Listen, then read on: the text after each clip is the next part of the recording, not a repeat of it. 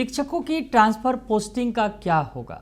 शिक्षा विभाग के अपर मुख्य सचिव डॉक्टर एस सिद्धार्थ का आज बड़ा बयान आया, जिसमें कई महत्वपूर्ण बातें कही गई हैं। नमस्कार, दर्श न्यूज में आपका स्वागत है।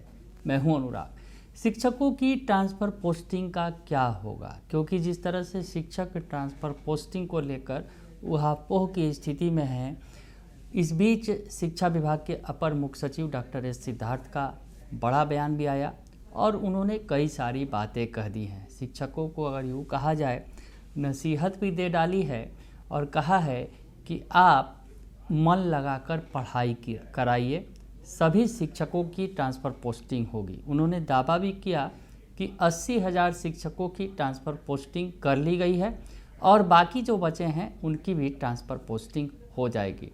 पुरुष शिक्षकों के संबंध में भी उन्होंने कई बातें कही कि पुरुष शिक्षक जो हैं उनकी ट्रांसफ़र पोस्टिंग भी होगी, लेकिन इतनी हड़बड़ाहट दिखाने से नहीं काम चलेगा, क्योंकि जिस तरह से सरकार को देखना है, सरकार के लिए सबसे बड़ी प्राथमिकता है, शिक्षा विभाग के लिए सबसे बड़ी प्राथमिकता है कि स्कूलों में जो है बच्चों की पढ़ाई डिस्टर्ब ना हो, बच्चों की पढ़ाई गड़बड़ाए नहीं।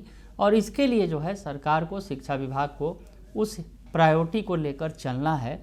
तो वैसे में जो शिक्षक इतनी ज़्यादा व्यग्रता दिखा रहे हैं वो ठीक नहीं है। साथ ही साथ उन्होंने ये भी कहा कि जिस तरह से गलत धारणा बना लिया गया है और जो इंटरप्रेट करने की कोशिश की जा रही है, कोई भी अगर बयान आता है या फिर किस तरह से कोई प्रेस रिलीज जारी होती है, उस पर जो है शिक्षक अपने अपने हिसाब से इंटरप्रेट करना शुरू कर देते हैं और उससे जो है पैनिक की स्थिति बनती है। तो ऐसा करने की ज़रूरत नहीं है। शिक्षा विभाग सभी शिक्षकों के बारे में सोच रहा है और सभी शिक्षकों की ट्रांसफ़र पोस्टिंग होना तय है। तो क्या कुछ कहा है शिक्षा विभाग के अपर मुख्य सचिव डॉक्टर एस सिद्धार्थ ने आज के बयान में? आपको बयान पूरा सुनवा देते हैं और फिर बताएंगे कि आखिर कहना क्या चाहते हैं। सुनिए आप। देखिए, हम लोगों ने जैसे कहा, हम लोगों ने करीब 80,000 ट्रांसफर्स करीब हम लोगों ने किए और 1 से 6 कैटेगरी में जो प्रथम 6 कैटेगरी है उसको हम लोगों ने हम लोगों ने स्कूल अलॉट कर दिया, केवल 34 लोगों को छोड़ के।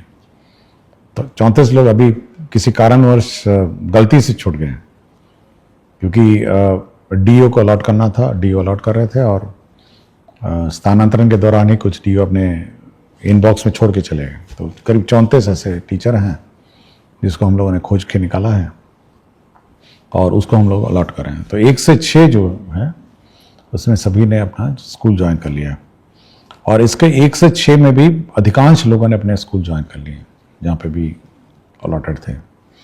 लेकिन कुछ लोगों ने ज्वाइन समय पे नहीं किया। 30 तारीख का अंतिम तिथि था और आज भी मुझसे मिलने के लिए कुछ लोग आए थे और कह रहे थे कि अब 30 तारीख को हम ज्वाइन नहीं कर हम लोगों ने किया, हम ज्वाइन करना चाहते हैं। तो विभाग इसकी समीक्षा करेगी कि ऐसे कितने लोग हैं और क्या है, तो वो अलग बात है। और कुछ लोगों ने ज्वाइन नहीं किया। जो ऑप्शन दिया गया था कि यदि आप ज्वाइन नहीं करना चाहते हैं तो मत ज्वाइन करिए। तो जो व्यवस्था है 1 से 6 का, तो वो एग्जैक्टली ये है कि हम लोगों ने सभी को टेकअप कर लिया। साथ ही साथ फिर हम लोगों ने दूरी का, फिर जो 7वां कैटेगरी था उसमें महिलाओं को टेकअप किया सबसे पहले। और महिलाओं में सबसे पहले हम लोगों ने 1 से 5 का हम लोगों ने अलॉटमेंट किया, 1 to 5 का। और 1 to 5 करते करते हम लोगों ने जब इंटर डिस्ट्रिक्ट अलॉटमेंट की प्रक्रिया हम लोगों ने शुरू की, तो कुछ रेशोज तो हम लोग बैठ गए। मतलब एक टीचर इधर से गए, दूसरे जगह गए, दूसरे से तीसरी जगह गए। लेकिन उसमें भी करीब कुछ संख्या एक टीचर्स की, कुछ स्कूलों की है जहां पे हम लोग को अचानक पता चला कि वहां पे स्कूल बंद होने वाले हैं। तो हम लोगों ने उस जिला तो अलॉट कर दिया। हम लोग नहीं चाहते थे कि कुछ को स्कूल अलॉट कर दें और कुछ को जिला भी नहीं अलॉट करें, तो हम लोग ने जिला अलॉट कर दिया। और हम लोग इस व्यवस्था में मैनेज करने में है कि कुछ टीचर्स वहां जब जाएंगे तब हम लोग उस टीचर्स को रिलीव कर देंगे। तो ये प्रक्रिया ऑनगोइंग है कि धीरे धीरे। और इसी में भी आप देखेंगे कि हम लोगों ने TRE 3 में जो बचे हुए कैंडिडेट्स हैं उनका काउंसलिंग शुरू किया उसके बाद डीलेड एमएड वाला जो केस मुकदमे से जो अभ्यर्थी आए हैं 150 और 1,500 वो भी आ रहे हैं। तो ये सब जो ज्वाइन करेंगे तो ये सारे जो जहाँ पर एक संभावना थी कि टीचर्स मतलब स्कूल बंद हो जाएंगे तो वहाँ पे पोस्टिंग करते हुए इनको रिलीव करेंगे। और मोस्टली ये जो 1 से 5 वाले टीचर हैं ये बहुत ही पैनिक हो रहे हैं कि अब क्या होगा। तो ये जब आपको जुलाई ही अलर्ट हो गया तो आप थोड़ा वेट कर सकते हैं कि भाई हम लोग कोशिश कर रहे हैं कि पठन पाठन इफेक्ट ना हो और टीचर्स पोस्टिंग के बाद आपको वहाँ से रिलीव कर देंगे, तभी हम लोग स्कूल अलर्ट करेंगे। साथ ही साथ एक टीचर आपके यहाँ जाएगा और एक टीचर आप रिलीव हो जाएंगे। तो ये 7वां कैटेगरी हम लोगों ने ये किया है। और अब आप पूछेंगे कि 7वां पुरुष का क्या होगा। तो हम लोग ये वर्कआउट कर रहे हैं कि सबसे प्रथम जो लॉट होगा वो लॉट होगा जहां पर टीचर्स ज्यादा हैं, जिन जिलों में वहां के पुरुषों को हम लोग जहां पे टीचर्स कम हैं उस जिले में शिफ्ट करेंगे। और आपको मैं जानकारी दे दूंगा कि जब 1 से 5 का आज हम लोगों ने पीटीआर देखा, स्टूडेंट टीचर रेशो पूरे राज्य का, तो ऐसे भी जिले हैं जहां 13 बच्चों पर एक टीचर है और ऐसे भी जिले हैं जहां 44 बच्चों पर एक टीचर है। मैं जिलों का नाम नहीं लूंगा, लेकिन ये इसको नॉर्मलाइज करना भी एक बड़ा चैलेंज हो गया है। तो हम लोग कोशिश में हैं कि जहां पर टीचर्स ज्यादा हैं और जहां पर टीचर्स कम हैं, यदि पुरुषों ने वहां के लिए ऑप्ट किया है तो वहां पे हम लोग उनकी स्वेच्छा अनुसार वहां पे हम लोग ट्रांसफर कर देंगे। तो ये पुरुषों का एक्सरसाइज भी हम लोग कर रहे हैं। और फिर धीरे धीरे जो महिलाओं का भी इशू रह जाएगा, जो मतलब बाकी पुरुषों का रह जाएगा, तो ये इस पर निर्भरता रहेगी कि कहाँ पे टीचर्स कम हैं और कहाँ पे टीचर्स ज़्यादा हैं, उसके आधार पर उसको हम लोग टेकअप करेंगे। तो पुरुषों को हम लोगों ने नहीं छोड़ा, पुरुषों पर भी हम लोग एक्सरसाइज कर रहे हैं। और बीच बीच में यूट्यूब और फेसबुक और सोशल मीडिया अचानक पैनिक टीचरों में क्रिएट कर देते हैं कि लगता है अब ट्रांसफर रुक जाएगा। देखिए, हम लोग कंटिन्यूसली इस पर काम करते रहते हैं और मेरी टीम है, मेरे ऑफिसर्स हैं, कंटिन्यूसली सबको एक काम दिया है। कुछ को पुरुषों का दिया है, कुछ को महिलाओं का दिया है, कुछ को 1 से 6 का जो इश्यूज हैं उसको सेटल करने का दिया है। तो ये पैनिक कभी नहीं होना चाहिए। और हम लोग का ऑफिशियल चैनल है, सरकारी चैनल है, हम लोग शिक्षा की बात करते हैं। और जब भी हम लोग प्रेस रिलीज करते हैं, एक ऑफिशियल प्रेस रिलीज, इसको इंटरप्रेट करने की कोशिश मत करिए। होता है कि अचानक आप इंटरप्रेट उसको करते हैं।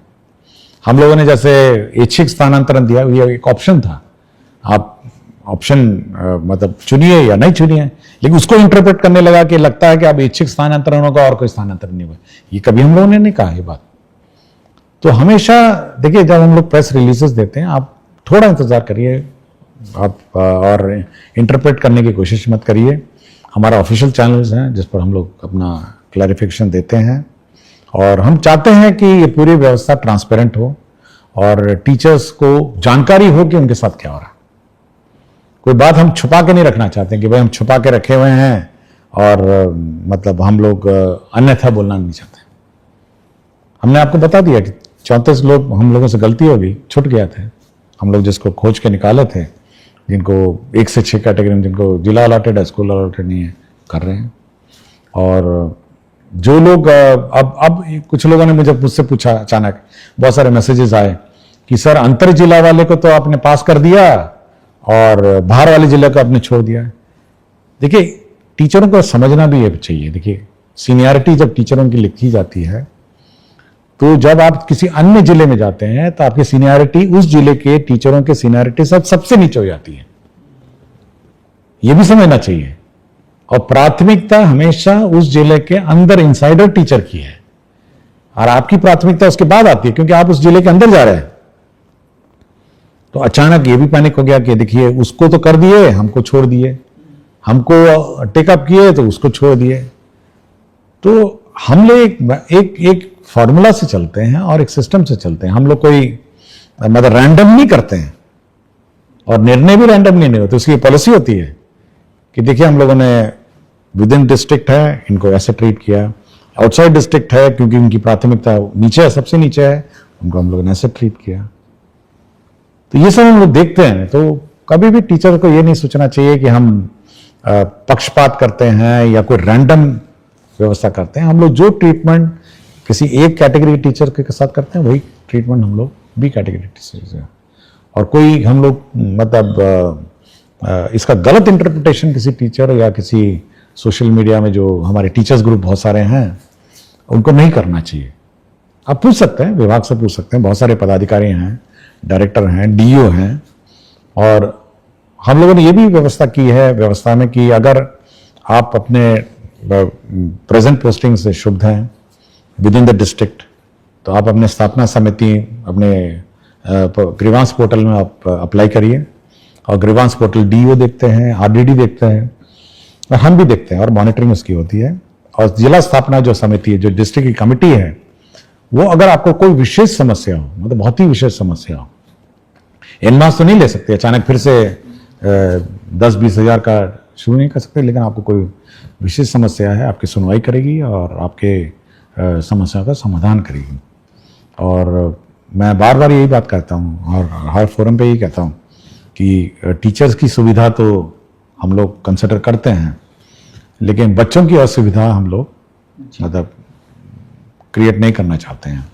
हम लोग ऐसी व्यवस्था नहीं क्रिएट करना चाहते हैं जहाँ पे स्कूल बंद हो जाएं, पढ़ाई पाठन अफेक्टेड हो जाए, या फिर मैथ्स टीचर चले जाते हैं तो मैथ्स टीचर अब नहीं है तो क्या करेंगे, साइंस टीचर अचानक ट्रांसफर हो गए तो क्या करेंगे। तो वैसी व्यवस्था हम लोग नहीं चाहते। हम लोग चाहते हैं कि बच्चों की पढ़ाई जो है, शिक्षा विभाग की प्रायोरिटी बहुत ही क्लियर होना चाहिए, शिक्षकों को भी, अभिभावकों को भी, कि शिक्षा विभाग की सबसे प्रथम प्रायोरिटी शिक्षा व्यवस्था में सुधार और शिक्षा व्यवस्था को सुदृढ़ करने का। ये बिल्कुल टीचर लोग भी अपने दिमाग में बैठा लें और हम भी अपने दिमाग में बैठा चुके हैं। उसके बाद आता है हमारे टीचर्स का कंफर्ट और अपने टीचर्स की सुविधा। ये ऊपर ओवरराइड नहीं कर सकता है कि हम अचानक टीचरों को रिलीव कर दें और स्कूल बंद कर दें। नो, ये हम लोग नहीं कर सकते। शिक्षा व्यवस्था, सरकार 22% बजट इसलिए देती है कि हमारे बच्चे पढ़ें, हमारे बच्चों को अच्छी पढ़ाई हो, और इसीलिए सरकार ने बहाल किया है विभिन्न स्कूलों के लिए टीचर्स की पढ़ाई सुचारू रूप से चले। हाँ, आप लोगों को कठिनाई हुई है, बहुत सारे पोस्टिंग रैंडम पूर्व के सालों में हुए हैं, हम लोग उसको रिजॉल्व करने की कोशिश में लगे हैं। और इसमें पेशेंस होना चाहिए और थोड़ा सब्र करना चाहिए टीचरों का। अगर किसी का कोई इशू है तो उसकी सुनवाई होगी और उसका रिजॉल्व होगा, लेकिन अचानक पैनिक नहीं होना चाहिए कि अचानक कोई अब नहीं, ये नहीं होगा, वो नहीं होगा। ये थोड़ा पैनिक टीचरों में नहीं होना चाहिए। आपको अपने पठन पाठन में ध्यान दीजिए और धीरे धीरे आपकी एक एक बात की सुनवाई होगी। और जहां तक यथासंभव, मैं बात बोलता हूं, यथासंभव हम लोग आपका ख्याल रखेंगे, लेकिन आप अपने शैक्षणिक व्यवस्था और पढ़ाई व्यवस्था सुदृढ़ रखें और यह सुनिश्चित करें कि आपके। तो सुना आपने कि शिक्षा विभाग के अपर मुख्य सचिव डॉक्टर एस सिद्धार्थ बता रहे हैं ट्रांसफ़र पोस्टिंग पर। उन्होंने लंबा चौड़ा बयान दिया। आज जो शिक्षा की बात होती है उसमें जो है उन्होंने सभी बातें जो हैं स्पष्ट तौर पर बता दी कि क्या कुछ करना है। शिक्षकों की जो ट्रांसफ़र पोस्टिंग का जो मसला है उस पर जो है उनका कहना है कि सबसे बड़ी जो प्रायोरिटी होती है कि बच्चों की जो व्यवस्था है, जो पढ़ाई की व्यवस्था है, उसमें बाधा नहीं आनी चाहिए और विभाग उसी आधार पर काम कर रहा है। और बच्चों की पढ़ाई के बाद शिक्षा विभाग की सबसे बड़ी प्रायोरिटी वही है कि स्कूलों की पढ़ाई बाधित ना हो और शिक्षा व्यवस्था में सुधार और व्यवस्था को सुदृढ़ करना, ये सबसे बड़ी जिम्मेवारी है। अचानक टीचर को रिलीव करके स्कूल बंद नहीं किया जा सकता है। तो साफ तौर पर संकेत भी दे दिया शिक्षा विभाग के अपर मुख्य सचिव डॉक्टर एस सिद्धार्थ ने कि जो लोग हड़बड़ी मचाए हुए हैं उन्हें हड़बड़ी मचाने की ज़रूरत नहीं है। वो अपना काम करते रहें, उनकी सारी कठिनाइयाँ दूर हो जाएंगी। लेकिन विभाग की भी जो है अपनी प्रायोरिटी है, विभाग की जो प्राथमिकता है उस आधार पर काम करेगा और अचानक टीचर के लिए कोई स्कूल बंद नहीं कर दिया जाएगा।